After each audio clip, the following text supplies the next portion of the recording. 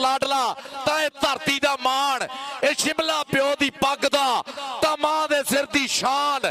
पुत जम्मिया मां ने सूरमा जिहदी सब तो वखरी दख, इह जापदा विच मैदान दे कल्ला भी जिवें लख है, कल्ला भी लखा वर्गा अणखी संभाला। अस्सलाम वालेकुम बेलियो, की हाल ने? तुसीं जिहड़े मेरे पिछे नौजवान वेख रहे ने, ये इस मुल्क की शान ने ते अपने प्यो के पग दे शिमला ने। इन्हां दे अज मैं अपने प्रोग्राम दे विच हिस्सा बनाउणा, इन्हां दे उस्तादे मोहतरम खलीफा मोहतरम नूं कि वो आण थोड़ा जिहा अपनी जरा कि मुहब्बत का इजहार इन्हां नाल करन, जिहड़े नौजवान पाकिस्तान का नाम रोशन करते हैं ते दुनिया के उत्ते अपना सिक्का मनवाउंदे ने। ते मैं उस्तादे मोहतरम नूं अपने नाल प्रोग्राम का हिस्सा बनाउणा। उस्ताद जी आओ जरा कि इत्थे। उस्ताद जी पहले थोड़ा जिहा तुसीं अपना तारफ करवा दिओ, बाद चो ये नौजवान जिहड़े इत्थे आंदे ने मेहनत करते हैं उन्हां दे बारे च तुसीं लोकां नूं दस्सो कि किद्दां ये मुल्क का नाम रोशन करते हैं, इन्हां दीयां मेहनतां किन्ने सालां दीयां वा, तुहाडी ज़ेरे निगरानी च सारा काम चल रहा वा, ते तुसीं गौरमेंट नूं इहदे मुतहत यानी कि की पैगाम देना चाहुंदे हो कि जिहदी वजह तो ये नौजवान मजीद उत्ते भी जाण। इस इदां दे ही लोग हुंदे आ जिहड़े इंटरनेशनल लैवल ते खेडदे आ, ते ये नौजवानों के बारे च गौरमेंट नूं तुसीं की दसना चाहोगे? ते चलदे हैं जी अपने इन्हां दे उस्ताद मोहतरम खलीफा साहब की तरफ, उन्होंने को थोड़ा जिहा इजहारे ख्याल इन्हां दा देख लैंदे की है नौजवानों के बारे दे विच। जी अस्सलाम वालेकुम। पहले अपना बिस्मिल्लाहिर्रहमानिर्रहीम। फैसलाबाद नूरपुर चक नंबर 122 नूरपुर, आबिद पहलवान का खड़ा है, मैं इत्थों का खलीफा है।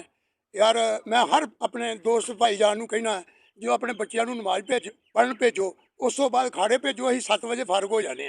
देखो मेरी 70 साल उम्र है, देखो अच्छा साढ़े चो ही अगे जाते हैं, साढ़े चो ही आते हैं, मेरे दोस्त आ। अच्छा दिहाड़ीदार बंदे आ जिहड़े 2-2, 3-300 रुपया खर्चा करते, फिर इन्हों का गुजारा होंदा है। अच्छा माँ प्यो नूं भी इन्हां देना, अपनी सेहत भी रखनी। असीं पाकिस्तान की शान आ, वाहदा उल्लाह शरीक की कसम है, साढ़े नालों कोई गैर मजहब तगड़ा नहीं हो सकता जे असीं विकीए इन्हां ते। जिन्नी ताकत, जिन्नी हिम्मत, जिन्नी गैरत मुसलमान च किसी कौम च नहीं है। यार हुकूमत गाड़ी साड़ी अपील आ, इन्हां खाड़ियां दे मुतलक, दोस्तां दे मुतलक, इन्हां दे गरीबां घरां दे मुंडे आ जिहड़े अगे जा रहे आ। फैसलाबाद चैंपीयन की एक मुंडा कुश्ती लड़दा है, लेकिन वो गुंजाइश नहीं है। सारे यारां दोस्तां ने वो मदद की है, फैसलाबाद चैंपीयन बनाने की कोशिश कर रहे हैं। देखो गरीबां घरां दे मुंडे अगे आउंदे आ, ए मेरे बच्चे खलोते आ, मेरे दोतरे पोतरे भतीजे मेरी औलाद आ। यार हुकूमत गाड़ी अपील है, कोई खाड़े दे मुतलक साडे नाल कोई तामन करो। तो भी कपड़ा है जान मेरी, वो मैनू चुक चुक पटड़े ते मारदा है, मैनू नहरे फ्राक विच दवें गोते अपनी मलों ते पिया नतारदा है। बाबा रफीक झल जा इस्त्री गमां वाली, शायद मिल जाए पलंग सरकार दा है। लो जी नाज़रीन, जिद्दां तुसीं अंकल होना दा गुफ्तगू सुनी, ते इन्हां दी गौरमेंट को अपील है कि साडे इस खाड़े दे नाल कोई तावन किया जाए ताकि मुंडे अपनी मजीद जिहड़ी है भरपूर मेहनत जिहड़ी है वो कर सकन और अच्छे तरीके नाल इह मुल्क दा नाम रोशन करके ते पाकिस्तान नूं एक दफा नया अरूज बख्शन, जिहदी वजह तो साडे नौजवान नस्ल मंशियात दे विच मुबतला हो रही है, उस तो बच के ते अपने आप नूं मजबूत तरीन इंसान बना सकन। ते इस दे नाल ही अपना प्रोग्राम जिहड़ा वा वो अपने एहतमाम नूं पहुंचिया। ते पाकिस्तान जिंदाबाद।